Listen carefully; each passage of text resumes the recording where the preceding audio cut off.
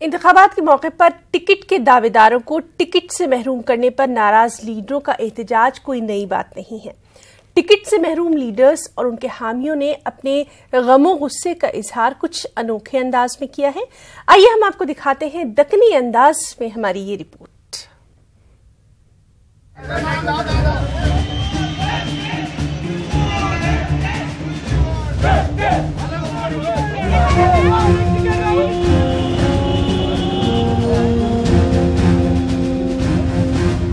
अलहदा तेलंगाना के पहले असेंबली इलेक्शन के मौके पे टिकटों के बंटवारे के खिलाफ ऐसे मुजाहरे लीडरां और उनकी आदमियां कर रही पब्लिक को बिन पैसों का तमाशा देखने को मिल रहा। खैरताबाद की एक बड़े होर्डिंग पे 2-3 लोगों को देख के पहले तो लोग समझे पोस्टर फट गया होगा।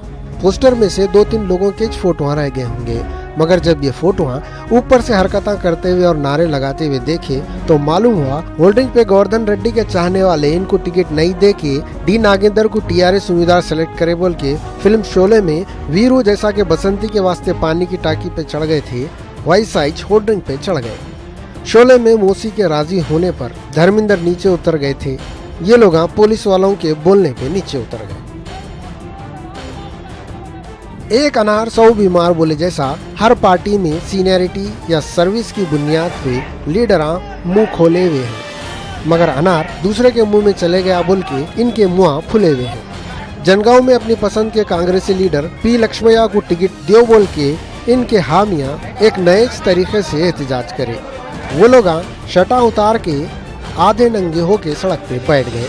अपनी जुबान काबू में रखने के वास्ते मुंह पे काले पट्टियां बन के जो कुछ बोलना चाह रहे थे प्ले कार्डों के जरिए बोले। ऐसे वक्त में जब जलसों और रोड शो के तरफ से हर तरफ बूम पुकारा है, ये लोग खामोश एहतजाज करें। ये अच्छी बात है, मगर कपड़े कई को उतारे लोगों की समझ में नहीं आया। कुछ भी हो, इनका एहतजाज काम आ गया। पी लक्ष्मैया को जनगांव से टिकट मिल गया।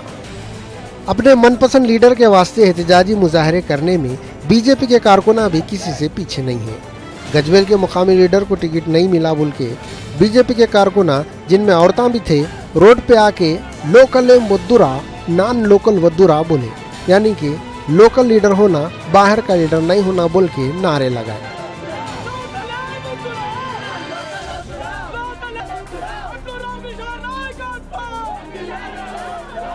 ये मौके पे वो लोग पोस्टर भी जलाए। बीजेपी के कारकुना जुबली हिल्स आलमपुर के वास्ते भी अपनी पसंद के लीडर को टिकट दियो बोल के उस वक्त सड़क पे बैठ के एहतजाज करे जब वहां से सेंटर के मिनिस्टर जेपी नड्डा गुजर रहे थे। सड़क पे एहतजाजियों को देख के जेपी नड्डा गाड़ी में से उतर के थोड़ी देर के वास्ते पैदल हो गए। उनके समझाने पे लोग रास्ते से उड़ गए। नड्डा अपनी गाड़ी में बैठ के रवाना हो गए। बहरहाल ये तो लीडरों के हामिया का रेसो काम थे। ऐसे वक्त थोड़े लीडर थाली में के बैगन के जैसा लुढ़क जा रहे, थोड़े लीडर दीवार पे की बिल्ली के जैसा देखते हुए बैठे हुए हैं। जहाँ अच्छा मौका मिला वहाँ वो लोग कूद जाएंगे। ये सब के बीच में आम आदमी हैरान और बहरान है। Bureau report, news 18 Urdu. Telangana में इंतखाबी सरगर्मियां और पर्चा नामजदगियों का अमल मुकम्मल होने के साथ ही तेज हो गई है। पर्चा नामजदगी के आखिरी दिन बड़ी तादाद में उम्मीदवारों ने अपने पर्चे दाखिल किए। कल पर्चों की जांच होनी है। 21 नवंबर को पर्चे वापस लेने का मौका रहेगा। इसके बाद इंतखाबी मैदान में मौजूद उम्मीदवार अपने अपने हलकों में अवाम के दरमियान रहने की तवक्को है। वाज़ेह है कि 119 रुकनी तेलंगाना असेंबली में इंतखाबात के लिए 12 नवंबर को एलामिया जारी किया गया था। तेलंगाना के निगराकार IT वजीर के तारक रामाराव ने हल्का असेंबली सिलसिला से पर्चा नामजदगी दाखिल किया है। वहीं तेलंगाना कांग्रेस के कारगुजार सदर रेवंत रेड्डी ने हल्का असेंबली कोडनंगल से पर्चा नामजदगी दाखिल किया। इससे पहले उन्होंने एक बड़ी रैली भी निकाली। उन्होंने टीआरएस को तनकीद का निशाना भी बना डाला और रियासत में कांग्रेस की हुकूमत तश्कील पाने का दावा भी यहां किया।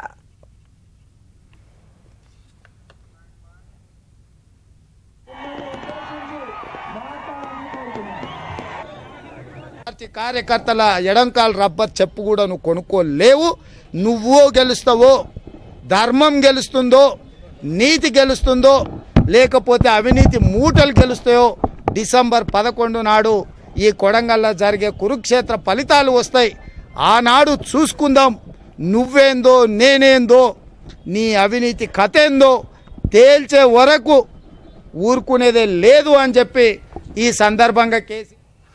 और वहीं सबके बीच टीआरएस सरबराह के चंद्रशेखर राव की इंतखाबी मुहिम का जिला खम्मम से आगाज कर दिया गया है। केसीआर ने आज खम्मम और बालाकीर्ति असेंबली हलकों के इंतखाबी जलसे-ए-आम से खिताब किया। वो 20 नवंबर को सिद्दीपेट, हुजूराबाद, सिरसिला और एलारेड्डी असेंबली हलकों की इंतखाबी मुहिम में भी हिस्सा लेने वाले हैं। 21 नवंबर को जड़चिल्ला, देवरकुंडा, नकरेलकर, भुंगेर और मेडक में इंतखाबी मुहिम चलाएंगे और आम जलसों से खिताब करेंगे। उन्होंने रायतू बंधु स्कीम के तहत किसानों को फी एकड़ 5,000 रुपए मुआवजा देने का भी ऐलान किया। साथ ही कहा कि जिला खम्मम से टीआरएस क्लीन स्वीप करेगी।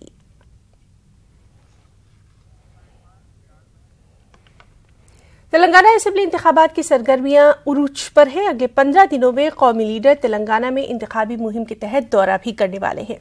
इंतखाबी मुहिम में वज़ीर-ए-आज़म नरेंद्र मोदी के अलावा सोनिया गांधी, राहुल गांधी और दीगर अहम लीडर तेलंगाना का दौरा करेंगे। खास रिपोर्ट। तेलंगाना में असेंबली इंतखाबात की गहमा गहमी उरूज पर है। पर्चा नामजदगी के अदखाल के अख्ताम के साथ ही तमाम सियासी जमातें तशहीरी मुहिम में मुतहरिक हो गई हैं। आइंदा 15 दिनों के दौरान मुख्तलिफ सियासी जमातों की मुहिम गैर मामूली शिद्दत के साथ उरूज पर पहुंच जाएगी। इंतखाबी मुहिम में वज़ीर-ए-आज़म नरेंद्र मोदी के अलावा अमित शाह, यूपीए चेयरपर्सन सोनिया गांधी व दीगर हिस्सा लेने वाले हैं। सोनिया गांधी 23 नवंबर को हैदराबाद के मज़ाफ़ाती इलाका मिर्चल में एक इंतखाबी जलसे से खिताब करने वाली हैं। इसी तरह कांग्रेस पार्टी के सदर राहुल गांधी 28 और 29 नवंबर को तेलंगाना का दौरा करने वाले हैं। बीजेपी कौमी सदर अमित शाह 25 नवंबर से तेलंगाना में इंतखाबी मुहिम चलाएंगे। दिसंबर के पहले हफ्ते में वज़ीर-ए-आज़म नरेंद्र मोदी तेलंगाना का दौरा करने वाले हैं। कांग्रेस के ज़ेर क़यादत अजीम इत्तेहाद में शामिल तेलुगु देशम पार्टी की जानिब से Telugu film star Balakrishna star companies की हैसियत से इंतखाबी मुहिम चलाएंगे। कांग्रेस, तेलुगु देशम, सीपीआई और टीजेएस पर मुश्तमिल अजीम इत्तेहाद ने हुक्मरान जमात टीआरएस पर तेलंगाना अवाम को धोखा देने का इल्जाम आयद किया है। अजीम इत्तेहाद कोऑर्डिनेटर प्रोफेसर कोदंडाराम ने टीआरएस के खिलाफ एक और जंग के लिए तैयार रहने का मशवरा दिया। तमाम सियासी पार्टियां इंतखाबात में कामयाबी के लिए अपनी सारी ताकत लगा रही हैं। उधर इंतखाबात को साफ और शफाफ बनाने के लिए इलेक्शन कमीशन इंतजामात कर रहा है।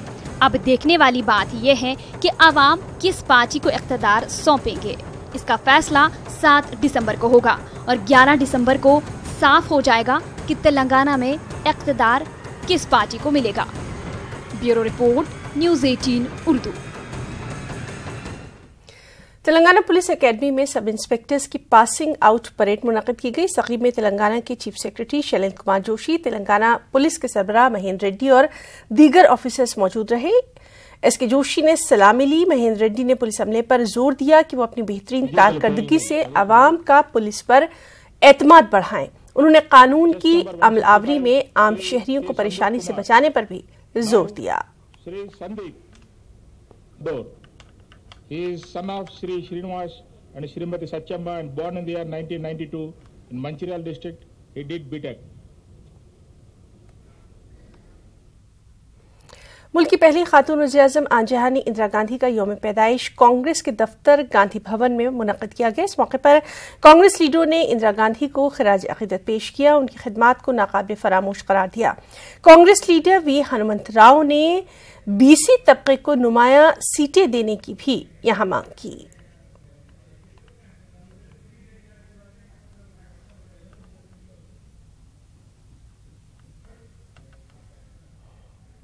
గాంధీ అంటే బడుగు బలైన వర్గాల పార్టీ. నా ఉద్దేశంలో ఇవాళ జరిగినటువంటి పొలిటికల్ పార్టీలో అది టీఆర్ఎస్ కావచ్చు, బీజేపీ కావచ్చు, కాంగ్రెస్ కావచ్చు, ఇవాళ రాహుల్ గాంధీ గారు కొద్దిగా చొరవ తీసుకున్నారు కాబట్టి 23 సీట్లు రాగలిగినాయి. వాళ్ళు ఎన్ని ఇచ్చారు? వాళ్ళు 26 ఏమో ఇచ్చినట్టున్నారు. అదేవిధంగా అగ్రకులాలకు పెద్ద పీట వేసారు. तेलंगाना जन समिति के सदर प्रोफेसर कोदंडाराम ने कहा है कि अजीम इत्तेहाद के दरमियान सीटों की तकसीम के मामले को जल्द हल कर लिया जाएगा। उन्होंने ये भी कहा कि तेलंगाना में अजीम इत्तेहाद समाजी तेलंगाना की तश्कील के लिए ही बनाया गया है। सैद्धांतिक पुनादि मीद निर्मिंचुकुंदाम. కేవలం ఎజెండా ప్రాతిపదికనే దాని నిర్మాణం అనేది సాగాలి అని చెప్పి మేమందరం కూడా అనుకున్నాం. ఆ ఎజెండా ప్రాతిపదికన దాన్ని ఉద్యమ ఆకాంక్షల ఎజెండా ప్రాతిపదికన దాన్ని నిర్మించేటువంటి ఒక ప్రయత్నం చేస్తున్నా. 4 రకాలైన పక్షాలు కలిసినప్పుడు నిరంతరం ఐక్యత ఎంత ఉంటుందో ఘర్షణ కూడా అంతే ఉంటుంది. ఎప్పుడూ ఐక్యతే ఉంటుందని మనం అనుకుంటే పొరపాటు, నిరంతరం ఘర్షణ ఉంటుంది అనుకుంటే అది భ్రమ. ఎడ్యుకేషన్ కొద్దీ ఒక్క చుక్క వాన పడితే చాలు మళ్ళీ లేచి నిలబడతాం. అట్లాంటి వాళ్ళం ఖచ్చితంగా నిలబడతాం. ఈసారి కూటమిని కూడా నడిపిస్తాం, గెలిపిస్తాం. తప్పనిసరిగా ఒక ప్రత్యామ్నాయాన్ని మేము రాష్ట్రంలో తెచ్చి తీరుతాం. దానికి కావలసినటువంటి సామాజిక పరిస్థితులు కూడా ఇవాళ పరిపక్వంగా ఉన్నాయని కూడా నేను గట్టిగా నమ్ముతున్నటువంటి వాళ్ళల్లో ఒకరిని. तेलंगाना बीजेपी के इंचार्ज और मरकजी वजीर जेपी नड्डा ने मुशीराबाद में पार्टी के इंतखाबी दफ्तर का इफ्तिताह किया। इस मौके पर उन्होंने कहा कि टीआरएस पर मरकजी हुकूमत के फंड्स को इस्तेमाल नहीं किया है। नड्डा ने कांग्रेस तेलुगु देशम इत्तेहाद को 2 दुश्मनों की दोस्ती करार दिया। साथ ही तेलुगु की इज्जत नफ्स को नुकसान पहुंचाने का चंद्रबाबू नायडू पर इल्जाम भी लगाया। 2019 मैसिव विक्ट्री के साथ मोदी जी फिर से आ रहे हैं, इस बात को हमको समझना चाहिए। और ये लक्ष्मण जी कह रहे थे कि वो हमारा ब्रांड लगा करके यहां पर नाम बदल रहे हैं। अरे नाम बदले, मुझे कोई दिक्कत नहीं है, लेकिन वो पैसा भी खर्च नहीं कर रहे हैं। नेशनल हेल्थ मिशन का पैसा नहीं खर्च कर रहे हैं, हेल्थ का पैसा नहीं खर्च कर रहे हैं। दूसरी बात, आजकल एक बड़ा अनहोली अलायंस, 2 दुश्मन आपस में 2 दोस्त बन गए। तो हम सुनते थे कि एनटी रामाराव ने तेलुगु प्राइड की लड़ाई लड़ी है और NT Rama Rao is fighting for the Telugu cause, the Telugu pride. And at that time Rajiv Gandhi, late Rajiv Gandhi had disrespected T.N. Jaya, the chief minister of United Andhra Pradesh, और तब तेलुगु प्राइड की लड़ाई हुई थी। आज उसका दामाद सत्ता के चक्कर में उनके साथ गले मिल रहा है जिन्होंने उस तेलुगु प्राइड को ठेस पहुंचाई थी। हल्का असेंबली गोशा महल के बीजेपी उम्मीदवार राजा सिंह ने इंतखाबी मुहिम के तहत गोशा महल के मुख्तलिफ इलाकों का दौरा किया और अवाम से मुलाकात की। राजा सिंह ने मुल्क की तरक्की के लिए बीजेपी के हक में अपने वोट का इस्तेमाल करने की लोगों से अपील की।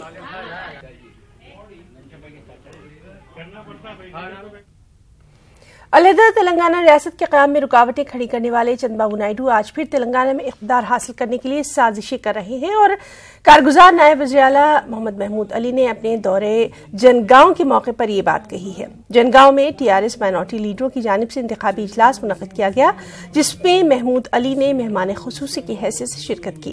उन्होंने कहा कि तेलंगाना में अक़लियतों की तामीर और तरक्की के लिए कई फलाही स्कीमें शुरू की गई हैं। तालीमी तरक्की के लिए रेजिडेंशियल स्कूल्स भी खोले गए हैं। और जितना काम ये 4 साल 3 महीने में हुआ 65 साल में नहीं। तेलंगाना को आंध्रा में मिलाने वाले भी यही कांग्रेस कायदीन थे। बाद में 69 में भी इतना बड़ा मूवमेंट चलने के बाद 11 MP जीतने के बाद भी तेलंगाना नहीं देने वाले यही कांग्रेस थे। और अब सीएम साहब उनकी जद्दोजहद की वजह से, उनकी हिकमत मिलने की वजह से तेलंगाना आया। सारे तेलंगाना के अवाम अच्छी तरह जानते हैं, अगर कोई लीडर है तो हमारा कोई डेवलपमेंट चाहने वाला लीडर है तो केसीआर साहब है। हमने बहुत यहाँ के तेलंगाना के अवाम बहुत बार कांग्रेस को वोट दी और जिता कर लाई। कांग्रेस वोट ली हाथ पर हमेशा हाथ देते रहे। उसके बाद तेलुगु देशम को वोट डाले। तेलुगु देशम भी साइकिल भी पंचर हो चुकी है, न उसका हैंडल रहा, न पैंडल रहा। और तेलुगु देशम के चंद्रबाबू नायडू सबसे बड़ी तेलंगाना के द्रोही है। जब पार्लियामेंट में बिल पास होने आया, अगर कोई सबसे ज्यादा मुखालिफत करने वाले MP है तो तेलुगु देशम के थे। तेलुगु देशम पार्टी के सीनियर लीडर और साबिक रुकन असेंबली सैयद यूसुफ अली अपने हामियों के साथ कांग्रेस में शामिल हो गए हैं। AICC सेक्रेटरी सलीम और कांग्रेस पार्टी के सीनियर लीडर मोहम्मद अली शब्बीर और दीगर ने सैयद यूसुफ अली के मकान पर पहुंचकर उन्हें कांग्रेस पार्टी में शामिल होने की दावत दी, जिसे यूसुफ अली ने कबूल करते हुए कांग्रेस पार्टी में शमूलियत इख्तियार कर ली। यूसुफ अली के कांग्रेस पार्टी में शामिल होने से कांग्रेस पार्टी का माइनॉरिटी वोट बैंक मजीद मजबूत हो गया है।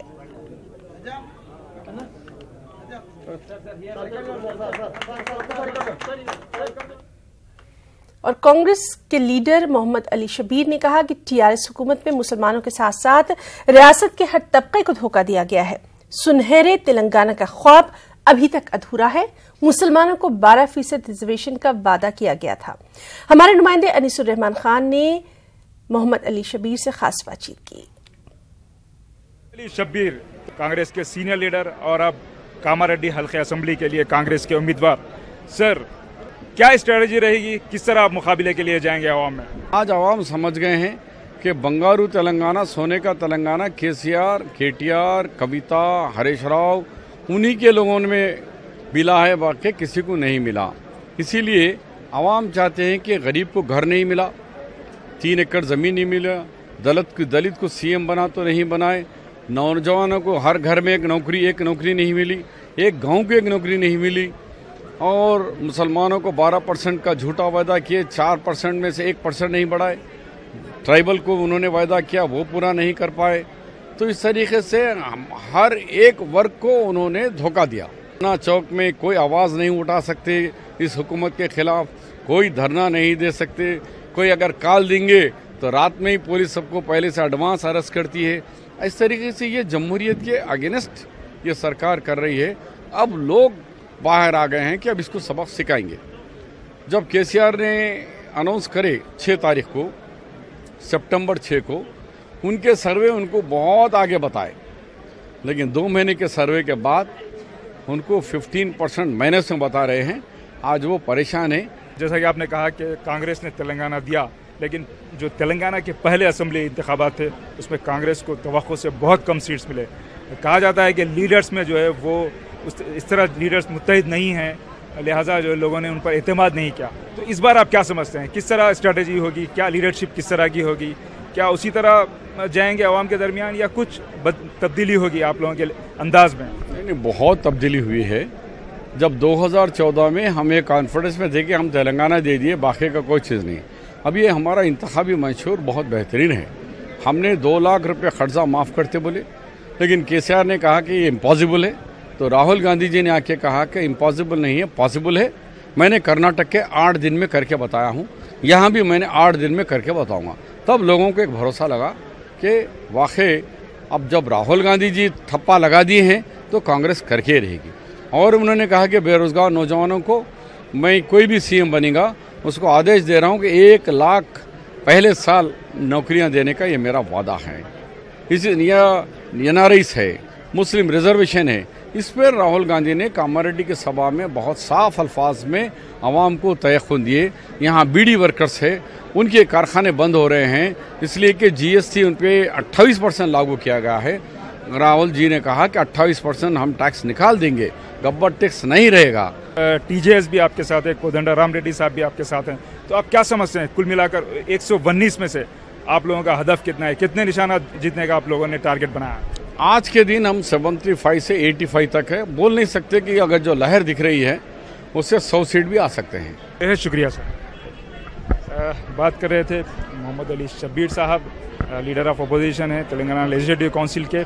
कैमरामैन नवीन के साथ में अनीसुर रहमान, न्यूज़ 18 उर्दू, हैदराबाद। और अब खबरों को तफसील से जानेंगे। आंध्र प्रदेश के वज़ीर आला एन चंद्रबाबू नायडू ने अजीम इत्तेहाद को मजबूत करने का बीड़ा उठा लिया है और इसी ज़िम्न में आज नायडू ने मगरबी बंगाल का दौरा किया और मगरबी बंगाल के वज़ीर आला ममता बनर्जी से मुलाकात की। नायडू की मुलाकात को अजीम इत्तेहाद के लिए काफी अहम तस्वुर किया जा रहा है। इस मौके पर चंद्रबाबू नायडू ने कहा कि अजीम इत्तेहाद बीजेपी मुखालिफत प्लेटफॉर्म होगा जिसकी मुल्क को बेहद जरूरत है। उन्होंने ये भी कहा कि कांग्रेस सबसे बड़ी अपोजिशन जमात है, इसलिए हम सबको साथ आना चाहिए। वाज़ेह है कि बीजेपी के खिलाफ अजीम इत्तेहाद की सख्त का फैसला करने के लिए हिज़्ब इख्तिलाफ जमातें दिल्ली में 22 नवंबर को सिर जोड़कर बैठेंगी।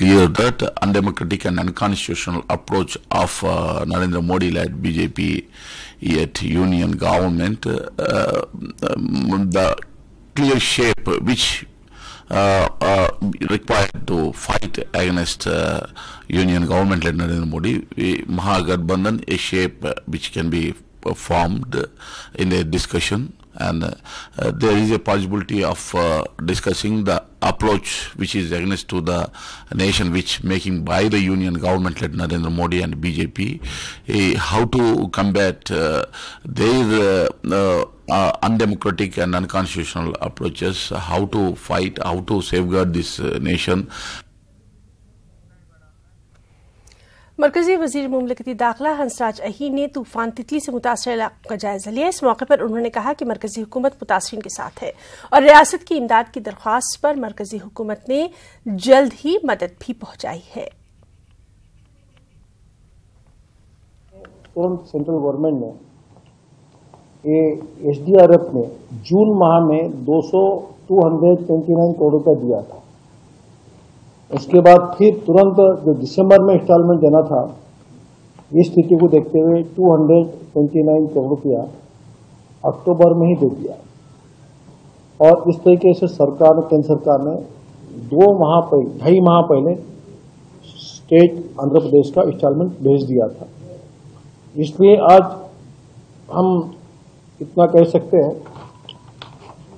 कि आंध्र प्रदेश गवर्नमेंट की मांग और वहाँ की जो भी नेशनल लॉस जो हुआ है, स्टेट का लॉस हुआ है नेचुरल आपदा से, तो हमने इसी वर्ष उन्हें 53 करोड़ रुपया और दिया था। 53 करोड़.22 करोड़ रुपया दिया हुआ था और इस तरीके से हमने सेंट्रल गवर्नमेंट से अभी तक इस वर्ष 511 करोड़ रुपया दिया है SDRF में और NDRF में मिलाकर। बीजेपी की जानिब से तेलुगु देशम हुकूमत के खिलाफ विजयवाड़ा में एहतजाज मुनज़्ज़म किया गया। बीजेपी ने तेलुगु देशम हुकूमत पर गरीबों की जमीन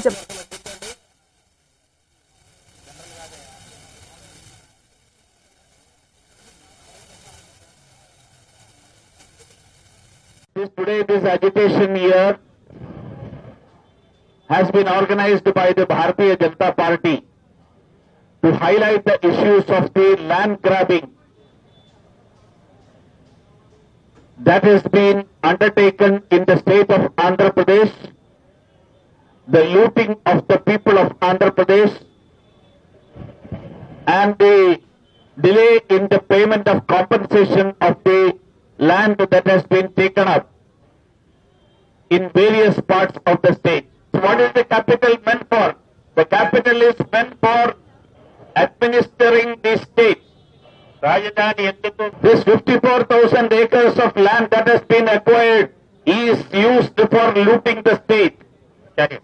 This 54,000 acres of land that has been acquired, that is being sold off for the chief minister and his henchmen. The new state was formed and the people elected Chandrababu Naidu as the chief minister of the state. The state has a debt of 1 lakh crore. BJP और RSS की मंसूबाबंद साजिश के सबब मुल्क में अफरा तफरी का माहौल है।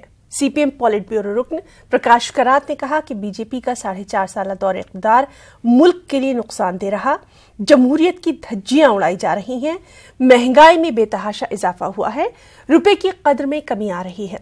इस मौके पर उन्होंने ये भी कहा कि बीजेपी और उसके पीछे काम करने वाली आरएसएस मुल्क को मजहब के नाम पर बांटने का काम कर रही है।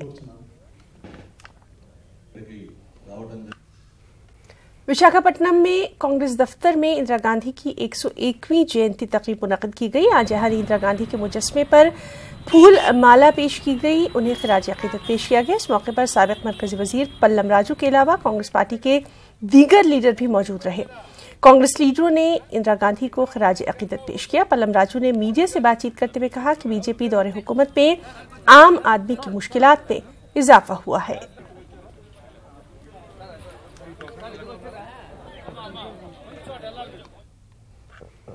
करनूल के गवर्नमेंट गर्ल्स हाई स्कूल में बच्चों के जिनसी इस्तेहसाल का आलमी दिन मनाया गया। इस मौके पर एक खास प्रोग्राम का इनेकाद किया गया। ये प्रोग्राम नेशनल वीमेन फ्रंट की जानिब से मुनक्किद किया गया।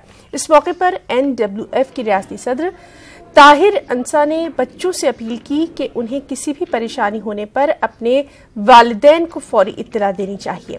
उन्होंने बच्चों पर बढ़ते हुए मजालिम पर तशवीश का भी इजहार किया।